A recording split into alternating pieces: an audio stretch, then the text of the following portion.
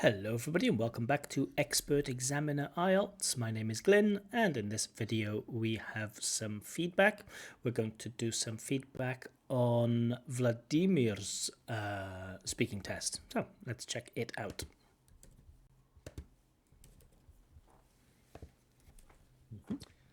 Good evening, my name is Glyn. Would you please tell me your full name? Yes, my name is Vladimir. You can call me Vlad if you want. Thank you, Vlad. Now, in this first part of the test, I'm going to ask you some questions about yourself. Do you work or do you study? I currently studying French at the university, but I'm also right now at work. Uh, I work in logistics with So I'm working logistics. Sounds a bit strange, right? I'm working in logistics. a company in United States that is called Ryder. Okay, bit of breakdown, not a smooth flow of speech.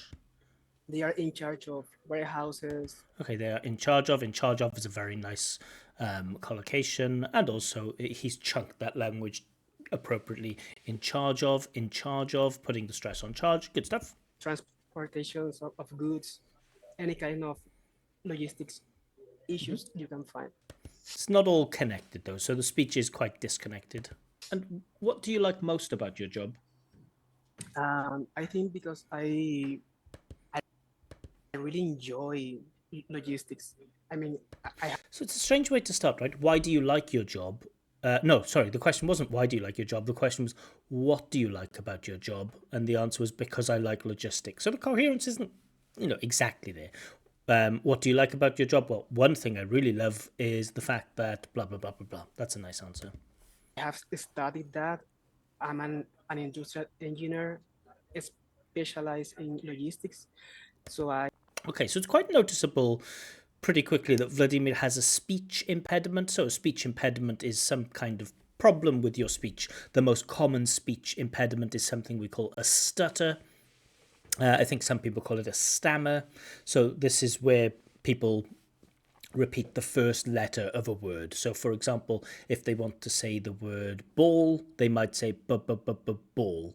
Now in IELTS there's a lot of questions about this, but in short, if you have any speech impediment or any other learning disability, it is important to contact your test centre in advance to let them know, hi, this is the problem that I have with my speech. How can you help me? Now, usually, if there is a speech impediment, usually what IELTS will do is they will give you more time. So if you have a stutter, they realize that a stutter can slow down your speech, and if your speech is slowed down, then you might not be able to demonstrate enough language in your test, and so they are happy to give a little bit more time.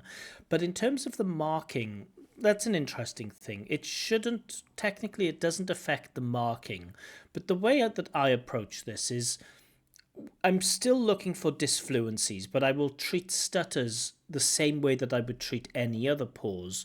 I have to take into consideration, is the stutter a result of the candidate not knowing or being able to access language quickly, or is it because they're thinking of content? The same that I would with any other pause. Now, because this is it might be a physical or a mental impediment. I don't know, but because it's always difficult to judge because nobody has disfluencies on purpose, right? A person without a stutter could say, well, why why am I not punished? Because I speak in a mechanical way, and that's just part of the way that I speak. So it's a very, very difficult line to draw.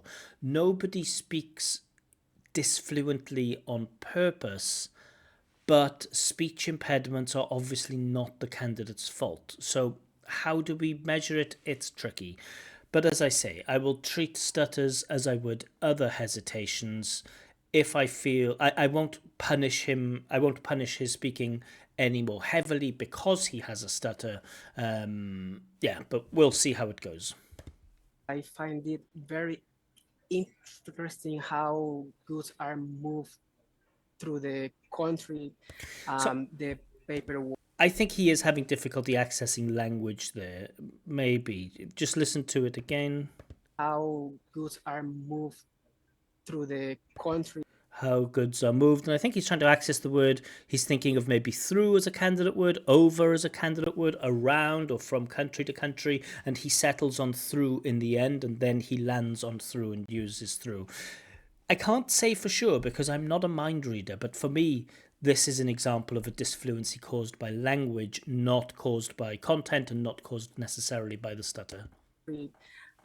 the paperwork, the people, how are they interested on times and softwares and all of that. So now it's just getting in the way of coherence a little bit, and there's no way around this. If the answer isn't coherent, it doesn't matter if you have a stutter or not. If the words don't, if I wrote down all of that sentence on a piece of paper, I don't think there would be a coherent answer there. So I am losing a little bit of coherence. But okay, we're still in part one. Let's just keep going. And do you think you'll still be working in the same place in 5 years? Um, I hope so. Very nice answer. I hope so. Nice, simple, natural, good substitution. I hope so. Actually, it is a fun work. I It is a fun work. Now, I don't know if this is caused by hesitation or if it's an article. It is a fun work. Not sure. think I'm learning something every day. So yes, it is kind of interesting every day. Okay, the coherence of the answer there is quite strong. Now I'd like to talk to you about your hobbies and interests. What do you enjoy doing in your free time? So whenever I'm not working, I'm trying to Okay, this is very fluent. Whenever I'm not working, I'm trying. I think I try maybe is better. stay with my girlfriend. Um, Also, we try to go outside. Uh, Speech is still a bit mechanical. We tried to go outside. We tried to go outside. We tried to go outside. We tried to go outside. So it's not, we don't quite have that appropriate intonation there. Eating in as many restaurants as we can. Amazing grammar. Try eating at as many restaurants as we can. Grammar is very strong there. Also, trying to watch movies and yeah. The other And day, yeah. Right. are there any new hobbies that you would like to try? I'm trying to read again because I already well Good intonation there. I'm trying to read again. Trying to read again. Putting the stress, good sentence stress. I'm trying to read again. That's good. I I was trying to study English. I was also trying to do my master's. So Little bit of repetition with constructions. I was trying to and I was trying to I left behind my uh, reading actions. I will say. So yes, I'm trying to get that back. Okay, so again, coherence is fine. It's not the most economical way to deliver an answer, but the idea is understandable. Excuse me. The idea is understandable. I think there are a lot of like polluting words or a little bit of disorganization or chaos with the ideas about how to put this forward.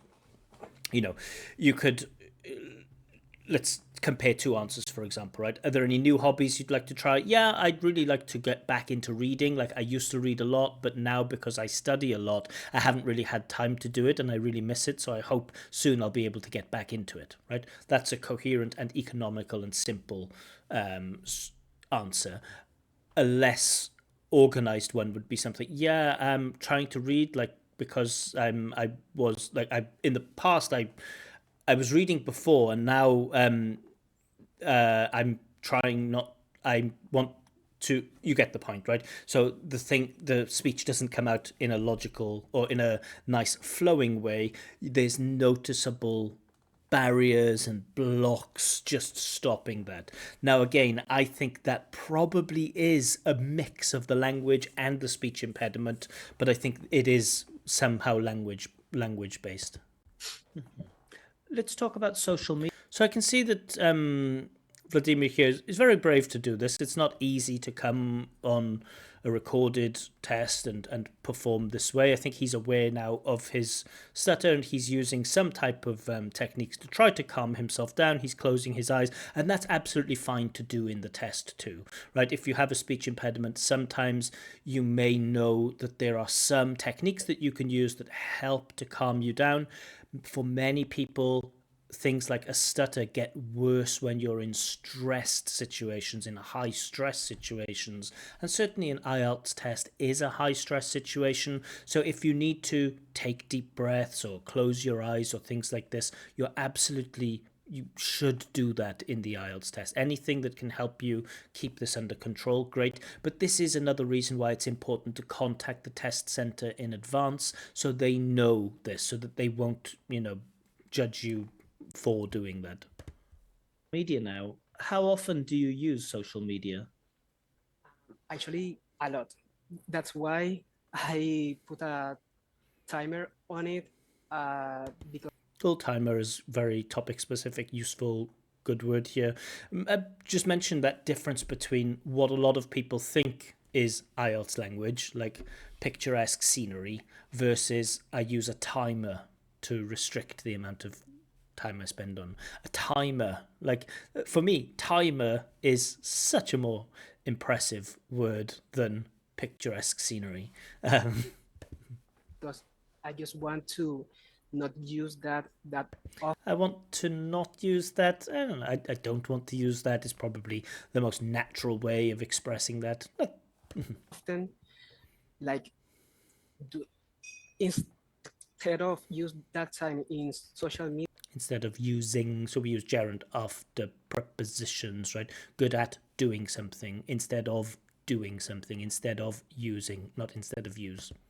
I want to use it to, I don't know, reading, uh, So I want to read, not want to reading. So there's a bit of a mix up over gerunds and infinitives here. learning French, English, maybe talking with my partners here at work. So And what kind of things do you do on social media? I'm just watching videos, I would say. I absolutely love this intonation. You can almost feel the shame there. I'm just watching YouTube. I'm just watching videos. Almost like this frustration in like, why do I do this? Why do I watch these videos? So this intonation reflects those emotions, and that's very good. That's what we're looking for when we talk about intonation for band 7, 8, and 9. We want to see, we want to feel, not by the words that you say, but we want to understand how you feel based on the way that you deliver words, right? Like, that there's a difference if I'm saying something sad or I'm saying something happy. Even without the words, you can tell, like, da, da, da, da, da, da, da. Da, da, da, da, da, da. Da, da, da, da, da, da, da. Da, da, da, da, da, da. You can hear it in my intonation, you can see it in my facial expression, and that's the type of stuff that we want from high level pronunciation intonation. Um, maybe memes, talking with people, like fooling around. I would say just Cool. So he found this word fooling around. Now, again, perfect word for IELTS. Again, forget about all of this breathtaking scenery. Just fooling around. It's very, very natural. It's not really slang, but it's informal language, but perfectly used. Not pronounced perfectly because it took him some time fooling around. You can feel him stretching, reaching for this phrase, this particle around. So it's not perfectly used, but it is a great bit of vocab. watching YouTube, any kind of stuff. Do you Basic have a stuff. favorite social network? A favorite, I would say Twitter because you can put there whatever you want, and also Love that expression. You can put there whatever you want. Okay, I would change the word order. You can put whatever you want there. Put something plus where. Not put somewhere something. But I love this whatever you want. Very nice. Again, I love these words like whatever and whenever and wherever. I find those words are underused by many candidates. uh, there is no real consequences on that. I will again. Maybe there are no real consequences, but there is no real consequences. My dad makes that kind of mistake. It's still a mistake with the verb to be, but okay, it's just a one-off, not a big problem. Say nobody is reading you, and yeah, it is fun. Nobody's reading you, nobody's monitoring you, nobody's reading what you say, but nobody's reading you. I will say. All right, thank you. Now, in this next part of the test, okay, so thoughts on part one. So we know fluency and coherence is affected by the speech impediment, but I still think that there is a language related problem there with the delivery of things. Some things he's fine, and some things are mechanical. Some things come out in like a staccato way, where you can feel him reaching for language. But okay, answers are generally coherent. I think there was one lapse in coherence for one of the questions. Vocab seems very good. I really like some of the vocab, like to use a timer, to fool around. You can write whatever you want or put whatever you want. I really like that type of vocab. Some of the nice range of grammar. Not everything is 100% accurate, but many sentences are controlled for grammar, and we also get some nice range of structures, like as many as I can or as many as we want or something like this. Beautiful little comparative structure there. Some comparative structures, especially when we're comparing quantities in English, can be very, very, very complicated, but Vladimir's done a good job of that. Pronunciation on the whole is clear. There is some intonation in places, but it's not regularly sustained. Yeah, so something to keep an eye on. So at the moment I'm thinking 6776, but we'll see. Test. I'm going to give you a topic, and I would like you to speak about this topic for one. So, just a situation where you had to be polite. Cool. This is past time, so this is a story, so you have a chance to use narrative tenses. Candidates still don't do this. So easy to get points for grammar and vocab in part two if you have to talk about the past. Just learn your narrative tenses, learn your adverbs, not just adverbs, but also adverbial phrases, adverbial clauses, learn some descriptive adjectives, maybe some descriptive verbs. But students tend not to do that. They just use past simple everywhere. Okay. Okay, but it's a situation where you had to be polite. Let's see how Vladimir does with this. Can you see the topic? Yes. Okay, let's go here. So that's the end of your preparation time. To remind you, you will have between 1 and 2 minutes to give your talk, and I will let you know when the time is up. Can you start speaking now, please? Okay, so I was in a situation here with my partner here at work. She was Maybe say when it was. It's just, I know it's not written, you should say when it was, but whenever you're telling a story, it's useful to say where and when. like fighting with her boss. I guess at that time I was trying to be polite with her, and Okay, you were trying to be polite, but I hope you'll explain how you were trying to be polite. What words were you using to show that you were being polite? like trying to conciliate what was going on. And she thought that she was right, but Cool, nice sequence of tenses. She thought that she was right. Cool. the evidence was not clear. A little bit vague. She thought that she was right, but the evidence was not clear. So, as the target listener here, I'm thinking, well, she thought that she was right about what, and what evidence did she have, and why wasn't that clear? I'm thirsty and hungry for those details. At that time, I was trying also to, like calm her Calm her down. So to calm somebody down. and telling her that, hey, Oh, sorry. The speed has gone up to 2 times for some reason. I'm not sure why that's happened. Oh, no, it hasn't. It's okay. Let's just go back. Sorry about that. calm her Calm her down. and telling her that, hey, you might improve on this or that. Okay, using direct speech, you might improve on this, but you could use reported speech here. That maybe talking. I find in general, weaker students tend to shy away from reported speech. Weaker students are afraid of reported speech and they find it easier to use direct speech. It doesn't mean that it's wrong to use direct speech. You can say, like I said to her, hey, you mustn't do that, as opposed to I told her it was wrong to do that. The second one is more impressive.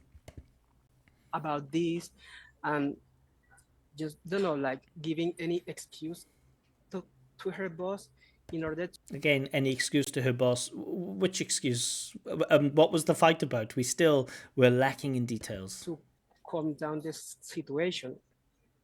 It was not easy, but yes, we got along with it. Um, We got along. We got on with it, not we got along with it. So get on with somebody or get along with somebody, meaning have a good relationship. But to get on with something means to continue doing something even if you don't like it, right? Oh, I had to write an essay. I really wasn't in the mood to do it, but the deadline was midnight, so I just got on with it. I continued doing it even though I didn't really want to, but not get along in this context. she after that was calm. She after that was calm. So again, word order. I guess this comes from Spanish. I don't know too much about Spanish language, but probably you can be more flexible with your adverbs in Spanish. Maybe we after that solved the problem. In English, we can't put, or we tend not to put adverbs of time before verbs, right? So adverbs of time can come at the beginning or at the end. Yesterday, I woke up early. Or I woke up early yesterday, but not after the subject. I, yesterday, woke up early. We don't do that in English. And notice how he does it here. She after that was calm. She, after that, was calm. She was calm after that. Oh, after that, she was calm. And was able to keep working Love this was able to. She was able to keep working. Beautiful. Like it a lot. on that. Uh, so yes, after that, everything improved. Uh, she had Again, everything improved, but we're still lacking in details, aren't we? better communication with her boss, and yes, everything is great now. All right, thank you. So you've been talking about, all right, so reflections on part two. Again, nice grammar, a few slips, certainly not controlling everything. Decent range, didn't exploit the task for everything, but did use some sequence of tenses, used past simple, maybe past continuous, certainly no past perfect were used, no past conditionals were used. I don't think there was any real reported speech used. So, missing some opportunities to exploit the task for grammar, but on the whole, decent range of structures, especially this was able to, knowing that we should use that instead of could, or I presume.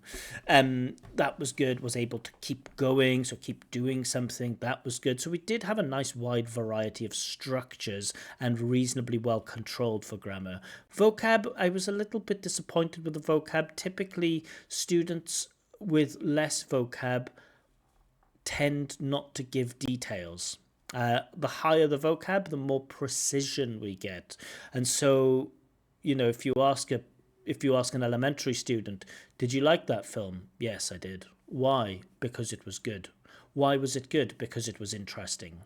But we're not getting details. If you ask a more advanced student, did you like that film? They say, yeah, I thought the development of the characters was really interesting. Like there was one character at the beginning, I really hated him. But by the end, you kind of understood some of the things that he went through and the reason why he was.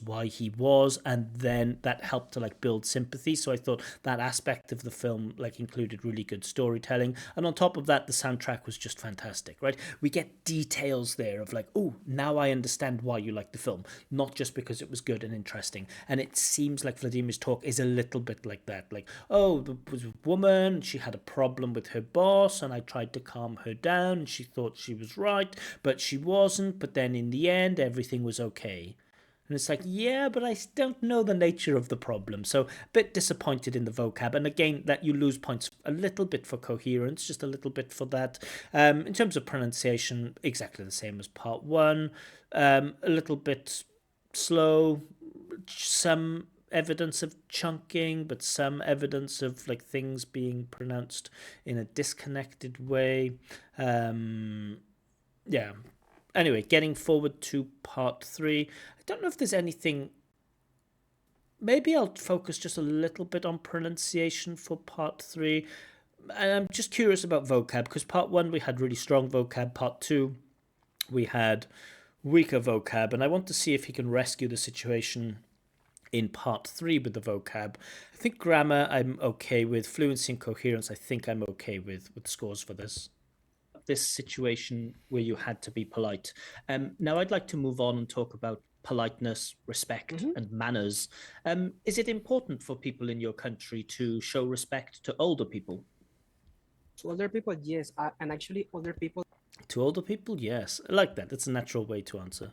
demand to be polite with them. It's not that older people demand to be polite, but they demand that other people are polite with them, or they demand to be respected, something like that. Not they demand to be polite with them. They are usually trying to get respect. I don't know about this use of continuous with usually. They are usually trying to do something. Simple is better here. They usually try to do something. I don't know why some candidates and some students of English, they just really like the sound of continuous tenses. Present simple, I guess, is more difficult in terms of form. We know statistics show that students of English acquire present continuous faster than they acquire present simple. That might be a reason why some candidates use continuous more, but we have present simple in English and we usually use it with things like usually, sometimes, always, never, twice a week, so on. Respect, I would say. Like, respect me because I'm older than you, sort of kind of stuff.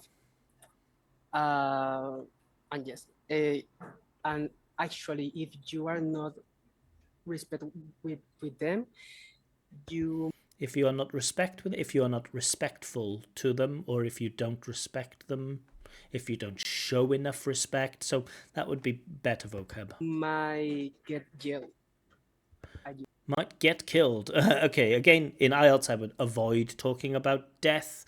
Keep in mind that it is a test, and we want to avoid swearing. We want to avoid, any controversial topics and talking about getting killed. IELTS exam isn't the place for it, but still, I like get killed. I like that use of the passive, using get instead of be, because it's bad news, right? My bike got stolen. I don't know if Vladimir is aware of these rules, but it's a nice expression to get killed. So Oh, wow. it is kind of important. And what are some ways of showing politeness in your culture? Maybe just saying good morning, night, basic stuff, actually. Good morning. So good illusion of the dirt, dropping the dirt in good morning. And just yeah, if they are telling you something, whatever it is, you just have to listen to them, and just like Yes, it's not coming out fully connected. You just have to listen to them. You just have to listen to them. You just have to listen to them. Now, I can see that the stutter is having some effect there, but I think this is just a pronunciation thing. It is just a language thing. So can't say that there's evidence of sustained connected speech, unfortunately. don't ignore them. That's it. That's it, but that's connected. So some short utterances are connected, but we don't get connected speech over long utterances, over long stretches of speech. What are some other things that are maybe considered rude in your country?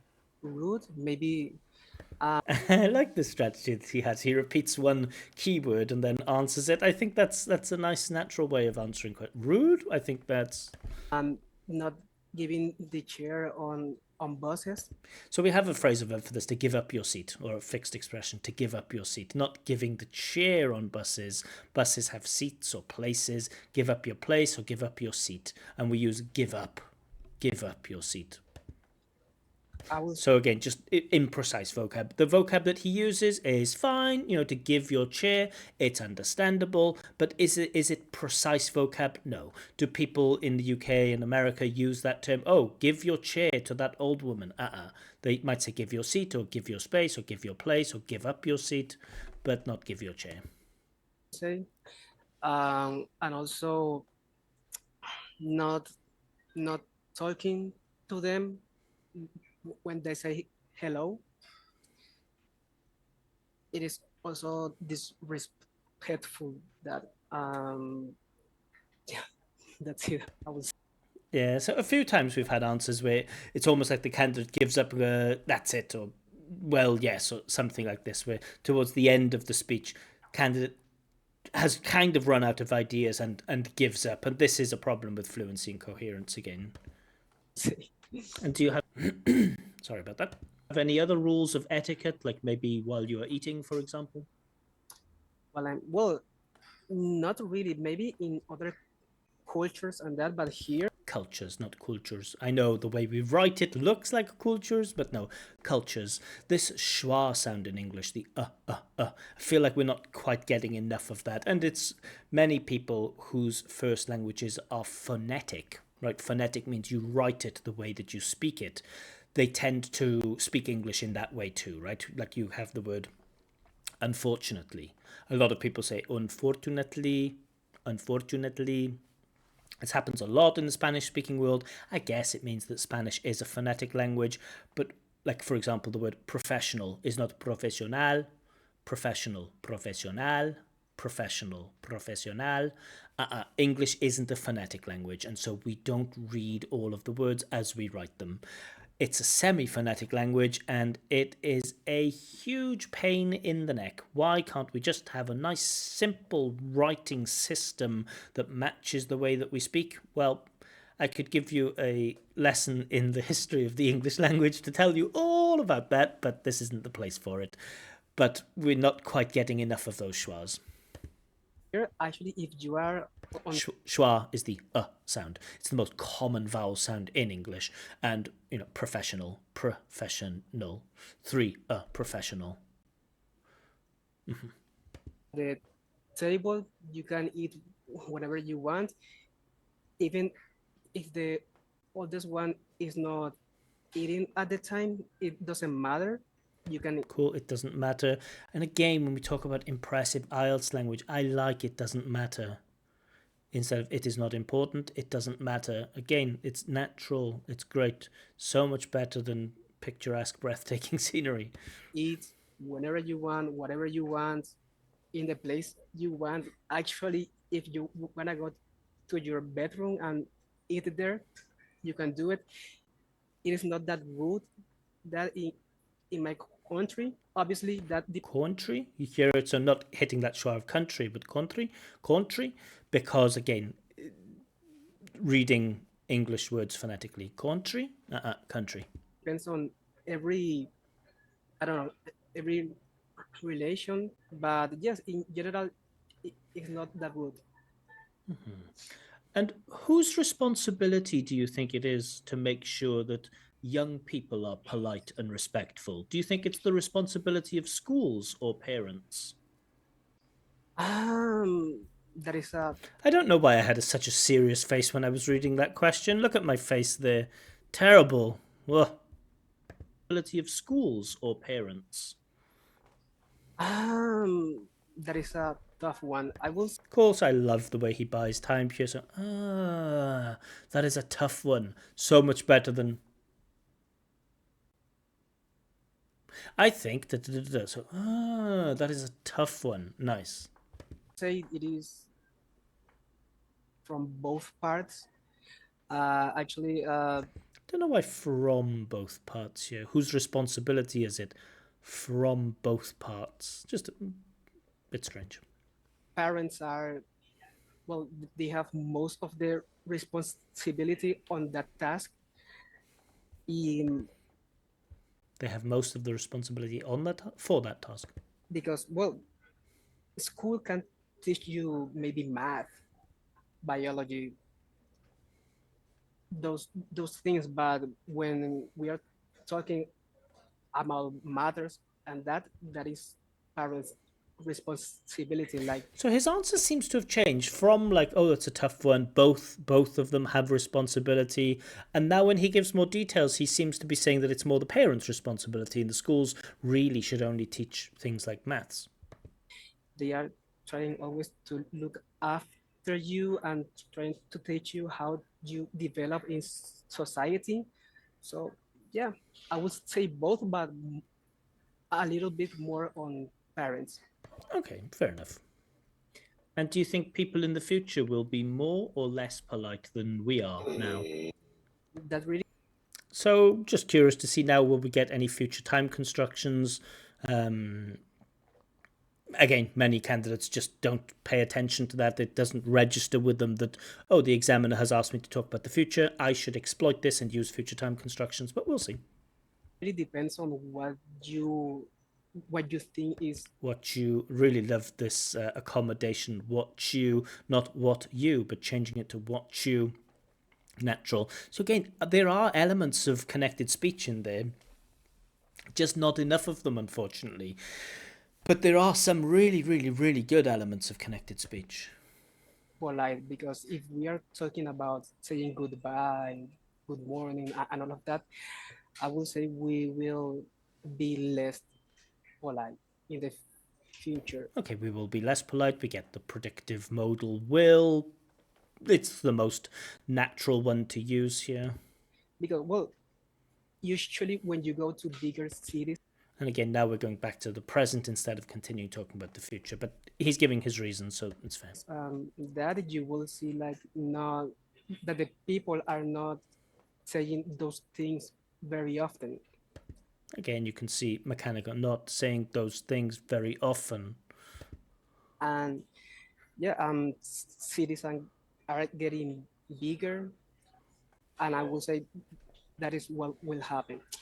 But if you are maybe thinking about, I don't know, giving someone's a seat on, on the bus, and that, I think we can change that mindset in the future. Cool, change the mindset. Nice expression.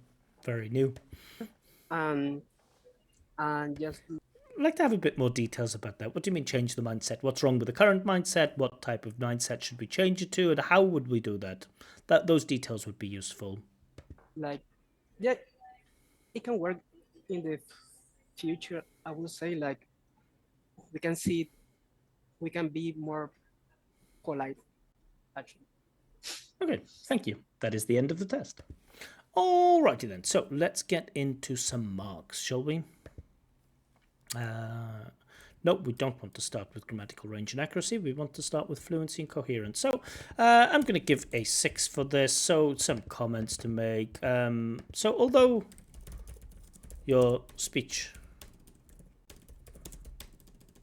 although your stutter is noticeable and does lead to some breakdowns, I feel like there are enough I feel like there are enough language related breakdowns to stop you from getting the 7.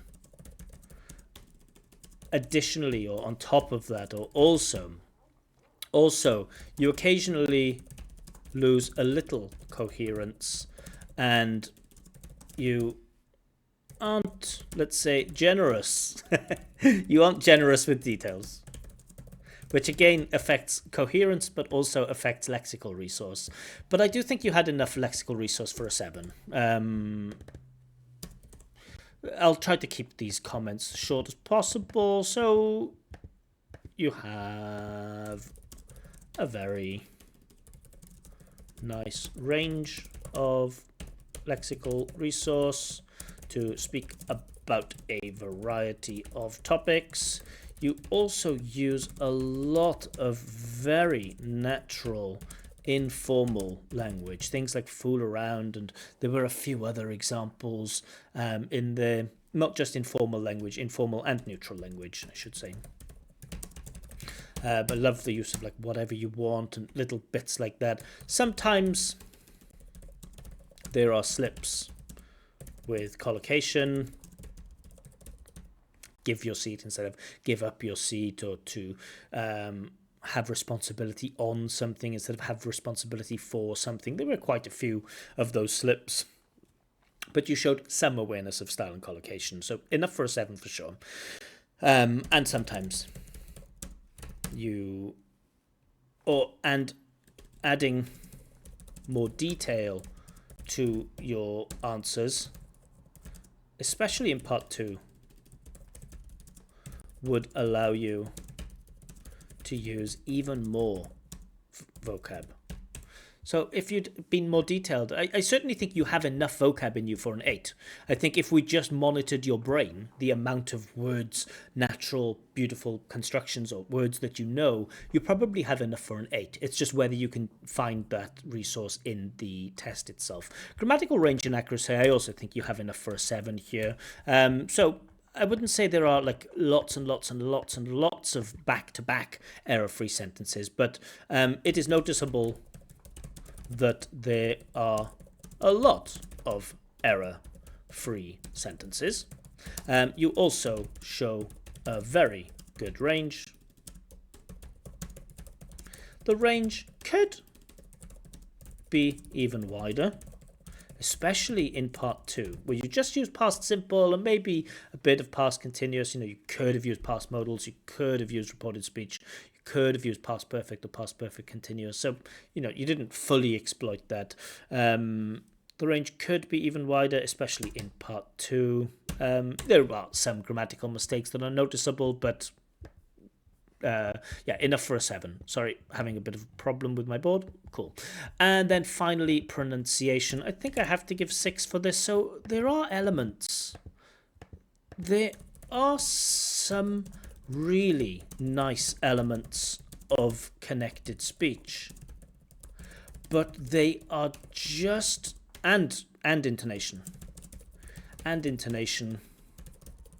But they are just a little too rare. And you have more, and let's say, and more of your speech is disconnected. So if we took some statistical analysis of all of your speech, I think we'd probably find that 30% of it is connected well, or maybe 20% of it is connected very well, and then 70% of it is just disconnected, and maybe 10% of it is like slightly connected. So there's just not enough of it for the 7. And again, your ability with pronunciation is there. I think unfortunately your stutter does affect the way that you connect your language, and that's unfortunate, and we could think that maybe IELTS is unfair. Now, if I was testing, maybe I'd be slightly more generous with pronunciation, maybe, but this is what I think you would get in an IELTS exam. So 6776. Overall, that gives you a score of 6.5. That puts you right on the border between B2 and C1. So B2 is 5.5, 6.0, and 6.5. C1 starts at 7.0. Can we get to the 7? Well, you'd need to get to fluency and coherence 7. Again, if you have a kind examiner who is patient and wants to help you a little bit, especially taking into consideration the stutter, maybe you'd get it. But my prediction is that you will get 6.5 in the IELTS speaking test. Key areas to work on is there's not much that I can say. Yeah, okay, maybe there is just a few things that I can say. Detail is nice. Even though you did very well with lexical resource, it's nice. Oh, not the next test. It's nice to add detail. It's nice to add details. This allows you to use more language, to show off more vocab, to use more grammatical constructions, but most importantly, the coherence of the story. When we tell a good story, we want details. It's nice to add details. Grammar is fine. I don't think there's too much. Or maybe you could look for more opportunities to exploit grammar.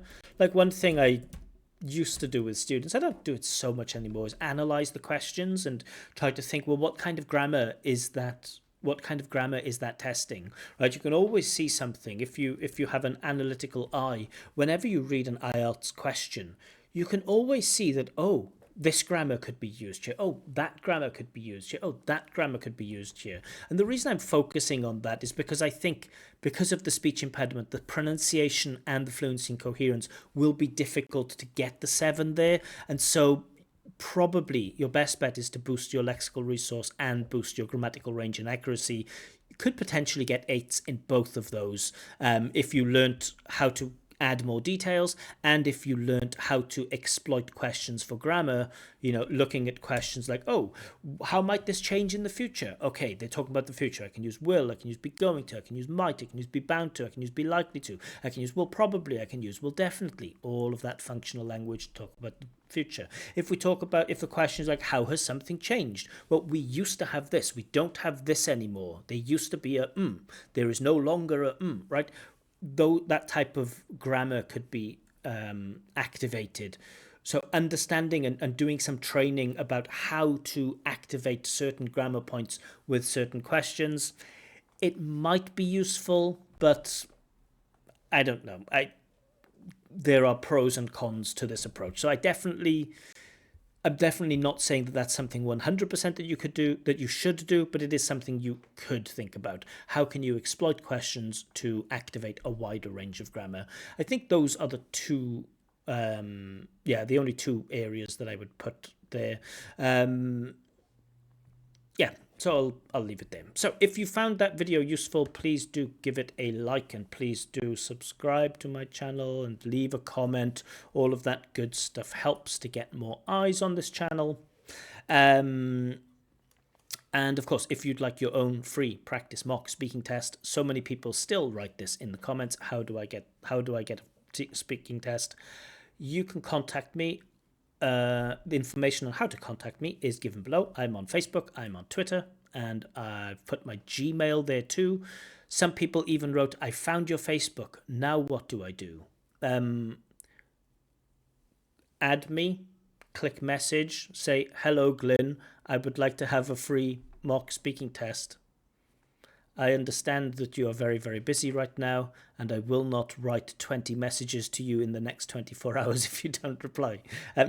Information on how to contact me is given below. Add me, send me a message. I will try to get back to you when I can. But for now, I'll leave it there. Have a wonderful evening, guys. See you very much. Thank you very much, and see you soon. Bye-bye.